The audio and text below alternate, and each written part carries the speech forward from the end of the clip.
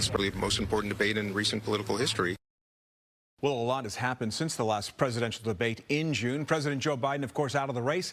Kamala Harris has secured the Democratic Party nomination, and now she squares off against former President Trump tonight in Philadelphia. And this is coming at a pivotal time with just weeks to go until the election, and polls are showing a tight race. Tia Ewing kicks off our political coverage tonight. Tia. Well, Scott and Sylvia, as you know, this will be a really tight race. Tonight's debate is the only one scheduled between Vice President Kamala Harris and former President Donald Trump. All eyes are on the city of brotherly love, but that is likely not going to be the sentiment we'll see between Donald Trump and Kamala Harris.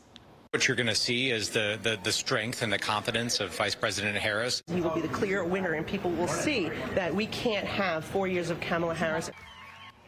Well, the presidential race could come down to 90 minutes tonight when the candidates take part in what could be their only debate. For Vice President Kamala Harris, it's her first time on the biggest debate stage in the entire world, having to defend her record and face a rare round of sustained questioning. Harris has been preparing for the last week. Tonight marks Trump's 7th general election debate. His team has downplayed preparation efforts, saying that unlike Harris, the former president has been constantly answering unscripted questions.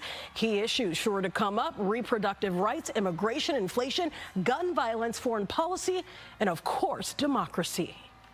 She's going to talk about her plans to lower people's costs, her plans to take on grocery prices, her plans to build more housing in this country. The most important thing that President Trump wants to get across is that we have extremely different policy ideas for the future of America.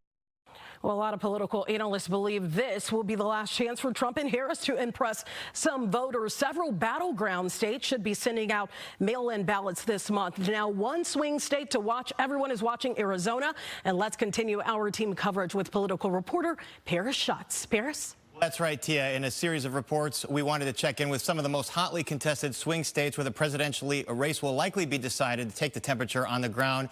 We're going to be joined by Fox 10 Phoenix anchor Ellen McNamara from Arizona in just a moment while we wait to get her up. But Arizona, one of those tightly contested swing states where Joe Biden was trailing before, and now Kamala Harris, in an aggregate of some of the polls, is up by about 3 or 4 points. You look at the blue wall swing states of Pennsylvania, Wisconsin, and Michigan, same issue. Kamala Harris besting Joe Biden's position in those states with her polling. Again, we hope to talk with the anchor at Fox 10 Phoenix in just a second, but now we're going to toss to you, Sylvia and Scott.